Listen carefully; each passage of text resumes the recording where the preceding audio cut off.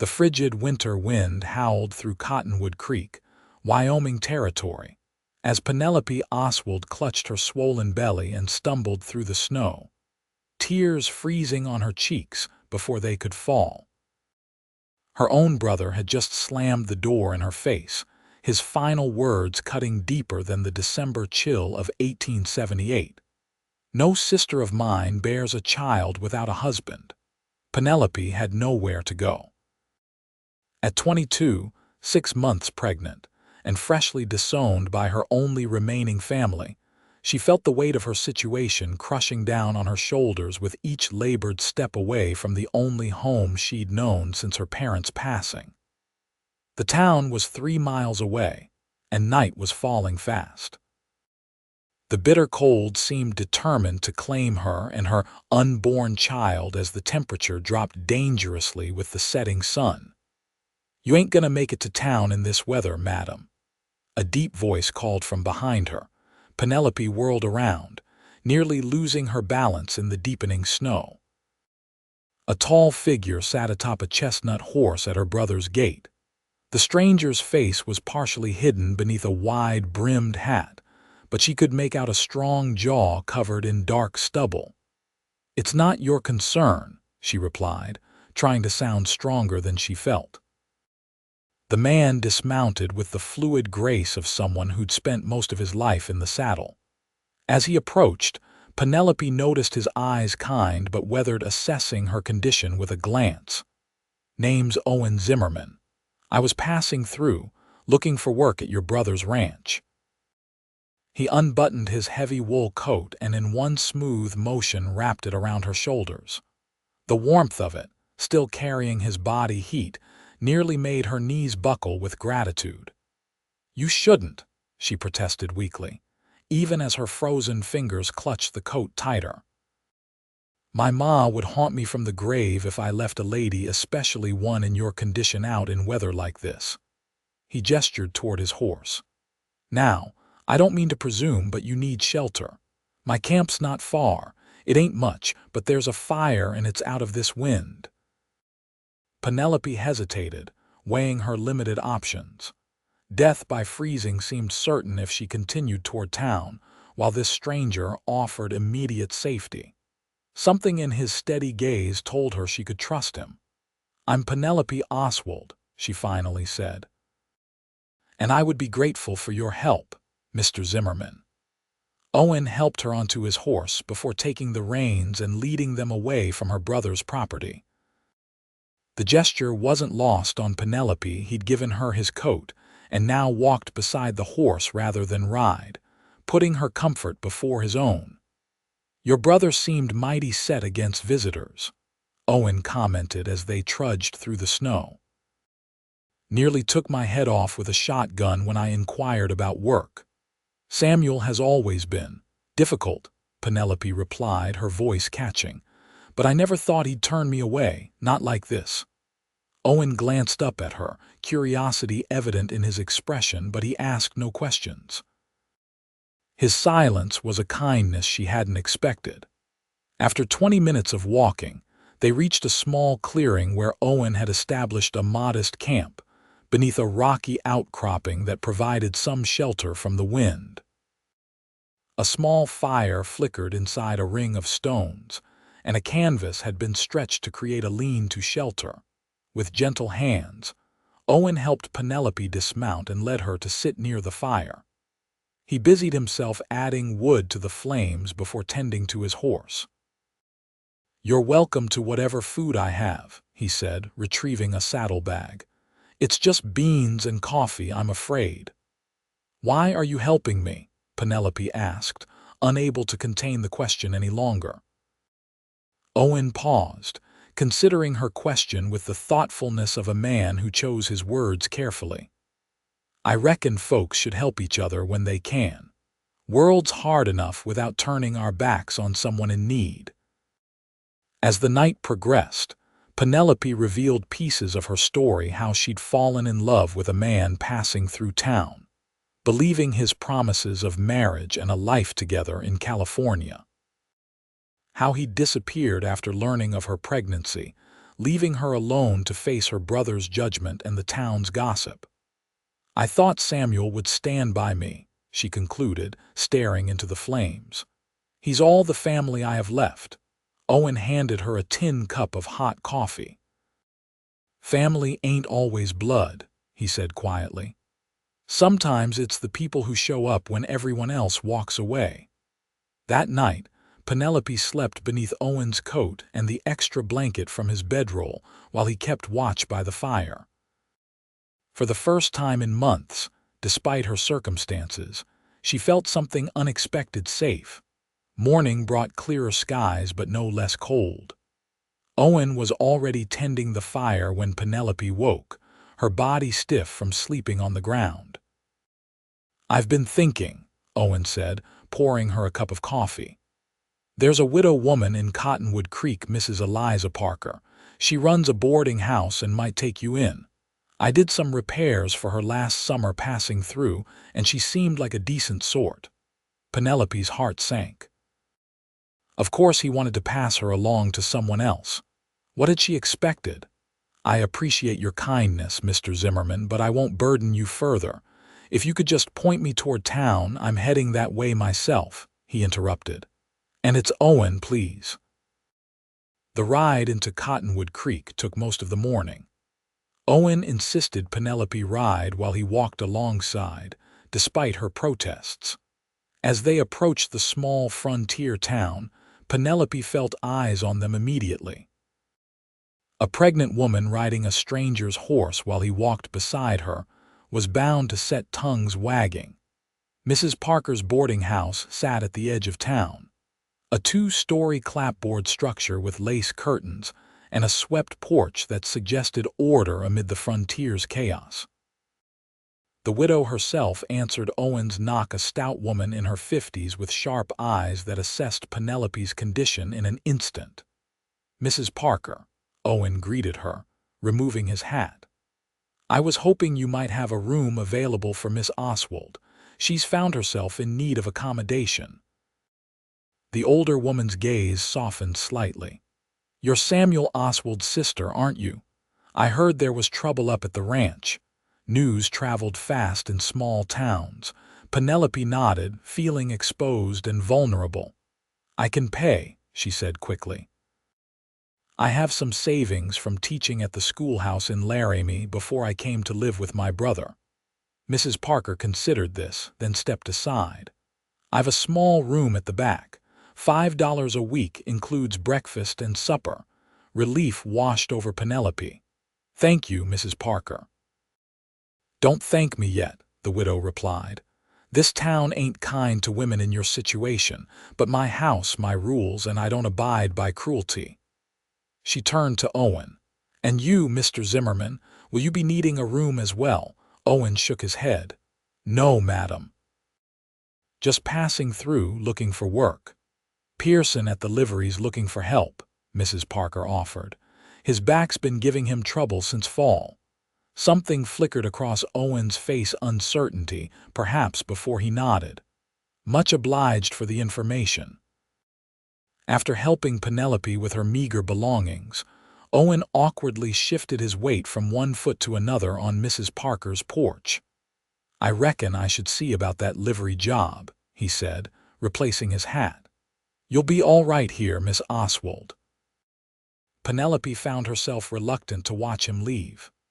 "Your coat," she remembered suddenly, beginning to remove it. "Keep it for now," he said. "Wyoming winters are brutal. You can return it if I'm still around."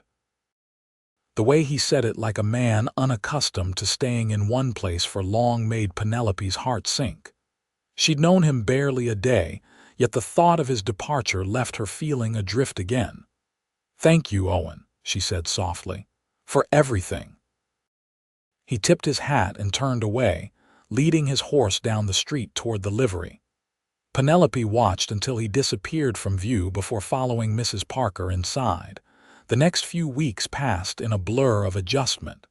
Mrs. Parker proved to be strict but fair, and the small room became Penelope's sanctuary from the judging eyes of Cottonwood Creek's residents. Some were openly hostile, others merely curious, but few offered kindness to the unwed mother-to-be. One of the few exceptions was Dr. Harold Matthews, the town's aging physician, who agreed to check on her pregnancy without the usual disapproving lectures. "The baby's strong," he assured her after one examination. "Due in early March, I'd say. You're keeping healthy despite everything, Miss Oswald. That's good." To earn her keep beyond the room and board fees, Penelope offered to help Mrs. Parker with housekeeping and cooking. The work kept her mind occupied and her hands busy, preventing her from dwelling too much on her uncertain future. She saw Owen occasionally around town. He'd taken the job at the livery and seemed to have established himself as a reliable worker. Sometimes he'd tip his hat when they passed on the street, or inquire about her health, but always with a respectful distance that both relieved and disappointed her. It was after a particularly difficult day in early February, when she'd received a letter from her former employer in Laramie, informing her that her teaching position had been permanently filled, that Owen appeared at the boarding house door just after supper. "Evening, Miss Oswald," he said, hat in hand. "I was wondering if you might care for a short walk. The air's not too cold tonight." Penelope glanced at Mrs. Parker, who gave an almost imperceptible nod of approval. "I'd like that," she replied, reaching for Owen's coat, which she'd taken to wearing despite its oversized fit. They walked slowly down the main street, their breath forming clouds in the crisp evening air. "I heard about your teaching position," Owen said after they'd gone a block in comfortable silence. At her surprised look, he added, "Mrs. Parker mentioned it to Mr. Pearson, and well, it's a small town." Penelope sighed. "It wasn't unexpected. No school would employ a woman in my situation." She placed a protective hand on her rounded belly. "But it does limit my options further." Owen was quiet for several paces before speaking again. "I've been saving. Mr. Pearson pays fair wages and I don't spend much. I've nearly enough to put a down payment on a small piece of land outside town." Penelope looked at him curiously, unsure why he was sharing this. "Thing is," he continued, his voice less certain now, "I've been on my own since I was 16. Drifting, taking work where I could find it, never stayed anywhere long enough to put down roots." He stopped walking and turned to face her. "But lately I've been thinking that might not be the life I want anymore." Penelope's heart quickened. "What kind of life do you want, Owen?" His eyes met hers, steady and clear.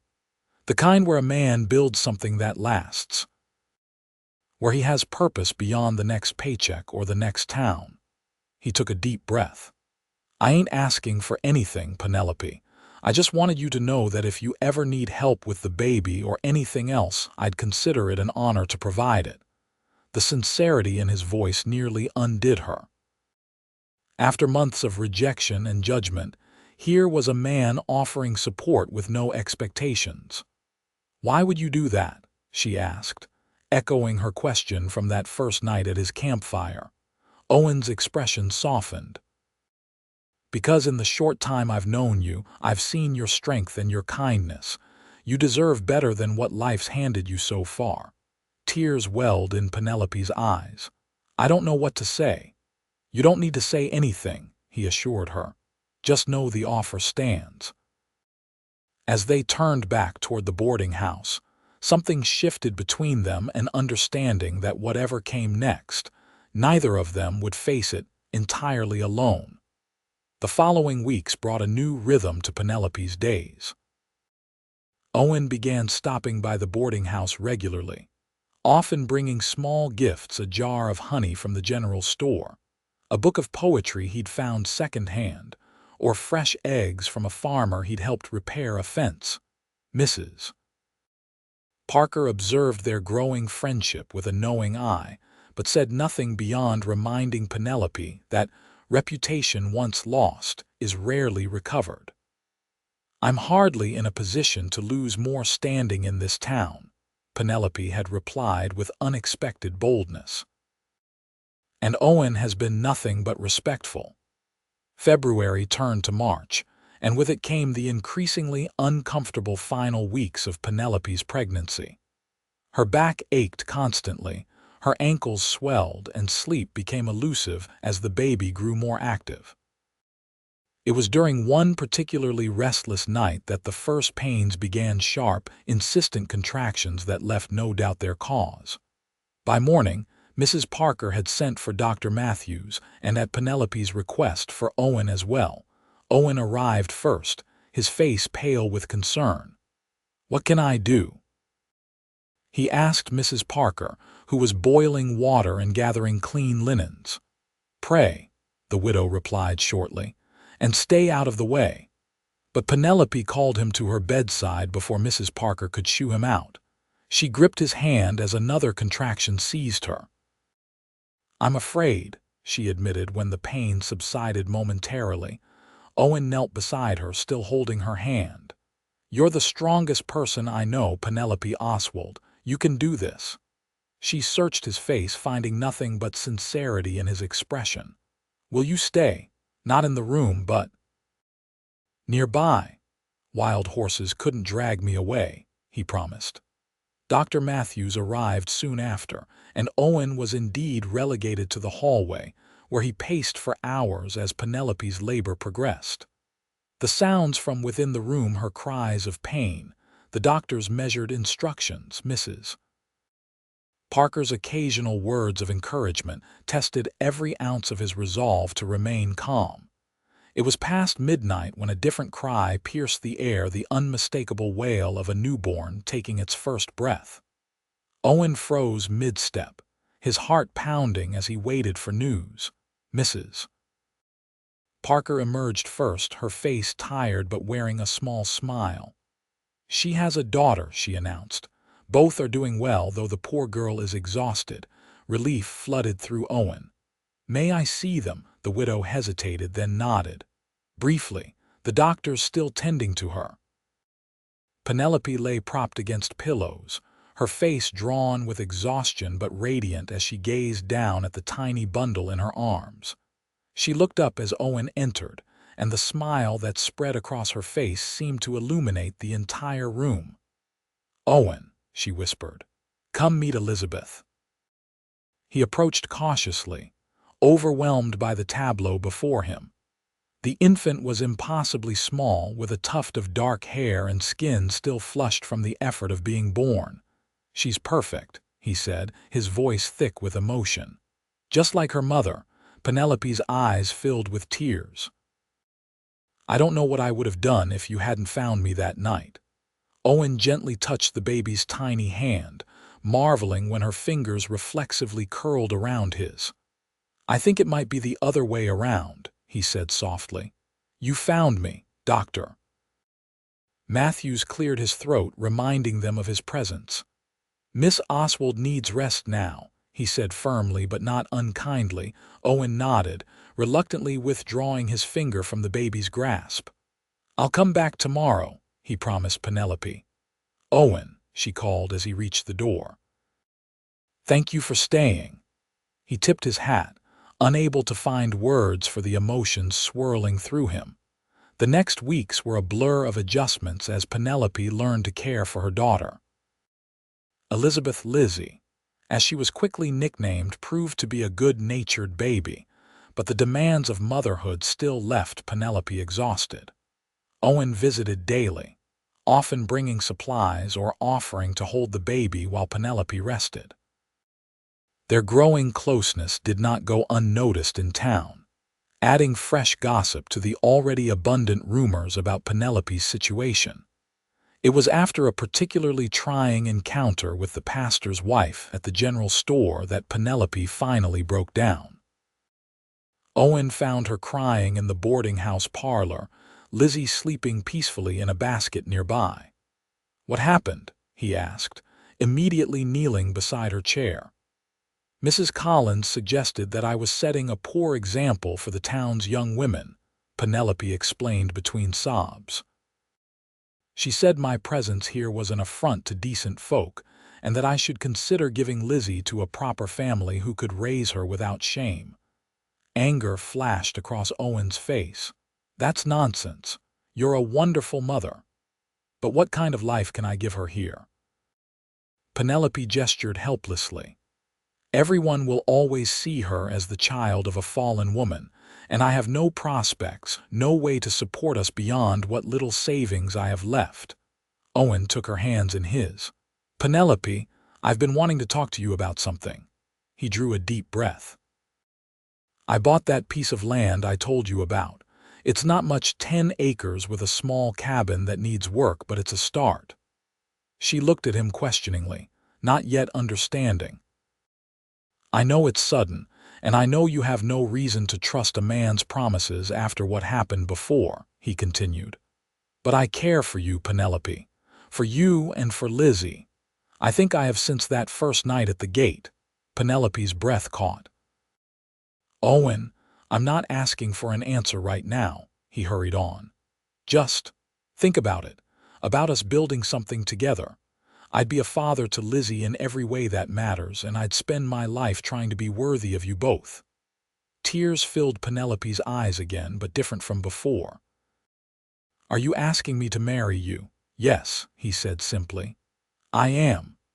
Penelope looked at her sleeping daughter, then back at Owen's earnest face. People will talk. They'll say you're a fool for taking another man's child. Let them talk, Owen replied firmly. I'd rather be a fool with you and Lizzie than the wisest man alone. For the first time in months, Penelope felt a lightness in her heart, a hope that had been absent since the day she discovered her pregnancy. I don't need to think about it, she said. My answer is yes. They were married 2 weeks later in a simple ceremony performed by a circuit judge who happened to be passing through Cottonwood Creek. Mrs. Parker hosted a small reception at the boarding house, attended by a handful of people who had shown Penelope kindness during her difficult months. Dr. Matthews, Mr. Pearson from the livery, and a few of Mrs. Parker's regular boarders. Samuel Oswald did not attend, having ignored the invitation Penelope had sent as an olive branch. His absence was a small shadow on an otherwise joyful day, but Penelope refused to let it dim her happiness. The small cabin on Owen's land was indeed in need of work, but he had already begun repairs before bringing his new family home. A fresh coat of whitewash brightened the exterior, and he'd crafted simple but sturdy furniture for the interior: a table with chairs, a bed frame, and a cradle for Lizzie that he'd worked on secretly during evenings at the livery. It's not much, he said apologetically as he carried Penelope across the threshold. Lizzie bundled in her mother's arms. Penelope took in the single room with its stone fireplace, the curtains Mrs. Parker had sewn as a wedding gift, and the wildflowers Owen had placed in a jar on the table. It's perfect, she said, meaning it. It's ours. Their first months as a family were not without challenges. The land needed tending, money was tight, and Owen had to continue working at the livery while also trying to establish their small farm. But there was a joy in their shared purpose that made the difficulties bearable. Penelope planted a vegetable garden and took in mending from town to contribute to their income. As Lizzie grew, becoming a cheerful, curious baby with her mother's blue eyes, Owen found himself falling more deeply in love with both his wife and the child he'd come to think of as his daughter. It was on a warm evening in late summer, as they sat on the porch Owen had built, watching the sunset paint the Wyoming sky in brilliant oranges and pinks, that Penelope turned to her husband with news. I think our family might be growing again, she said, a mix of excitement and nervousness in her voice. Owen's eyes widened. You mean, she nodded, placing her hand over her still flat stomach. Dr. Matthews confirmed it yesterday. We should expect a new arrival by spring. Joy spread across Owen's face as he wrapped his arms around her. I love you, Penelope Zimmerman, he whispered against her hair. "You and our children, both of them." As they held each other in the fading light, Penelope reflected on the journey that had brought them to this moment. From that bitter cold night when a stranger had wrapped her in his coat at her brother's gate, to this peaceful evening on the porch of their own home, life had taken turns she never could have predicted. The baby arrived in April 1880, a healthy boy they named James, after Owen's father. Lizzie, now walking and beginning to form words, was fascinated by her little brother, often trying to share her toys with the swaddled infant. It was shortly after James's birth that an unexpected visitor arrived at their farm. Samuel Oswald sat stiffly on his horse at their gate, his expression unreadable as he surveyed the modest homestead his sister and her husband had built. Owen spotted him first, tensing protectively, before calling to Penelope inside the cabin. When she emerged with James in her arms and Lizzie clinging to her skirt, Samuel's stoic facade cracked slightly. "You have 2 children now," he observed, dismounting slowly. "Yes," Penelope replied, lifting her chin. "This is James, and you remember Elizabeth." Samuel nodded, his eyes lingering on the little girl who was the image of her mother. "I received word that your husband purchased the Peterson property adjoining mine," he said to Owen. "That's right," Owen confirmed. "Got a good price. Old man Peterson's moving to Denver to live with his daughter." A silence stretched between them, filled with years of hurt and misunderstanding. "I didn't come to cause trouble," Samuel finally said. "I came to say—" He hesitated, clearly struggling. "I was wrong to turn you away that night. It wasn't what our parents would have wanted." Penelope's grip on James tightened. "No, it wasn't. I can't change what I did," Samuel continued, "but I'd like to know my niece and nephew if you'll allow it." Owen looked to Penelope, making it clear the decision was hers alone. She studied her brother's face, seeing in it a genuine regret that softened her resolve. "Family is important," she said at last. "Our children should know their uncle." Relief washed over Samuel's features. "Thank you." The reconciliation was slow and sometimes awkward, but over time, the wounds began to heal. Samuel became a regular visitor at their farm, often bringing gifts for the children and eventually offering Owen partnership in expanding both their ranches. By the fall of 1885, the Zimmerman family had grown again with the addition of twin girls, Sarah and Margaret. Their farm had prospered into a respectable ranch, with cattle grazing on the combined Oswald-Zimmerman land that now stretched across nearly 1,000 acres. On the 7th anniversary of the night they met, Owen presented Penelope with a gift, a new coat, finer than the well-worn one she had finally returned to him years earlier. "I don't need this," she protested, even as she admired the quality of the wool and the satin lining. "Your old one served me well enough." Owen smiled, pulling her close. "That old coat brought me the greatest blessing of my life," he said. "But you deserve better than hand-me-downs, Mrs. Zimmerman." As they stood together on their porch, watching their 4 children play in the yard with the dog Samuel had given them last Christmas, Penelope leaned into her husband's embrace. "If I had known that night, standing in the snow outside Samuel's house, that this would be my life 7 years later," she mused. "Would you have done anything differently?" Owen asked. Penelope thought of all they had built together, not just the ranch and their home, but the family they had created, the love they had cultivated through hardship and joy alike. "Not a single thing," she answered, turning to kiss him as the Wyoming sun set on another day of the life they had made together.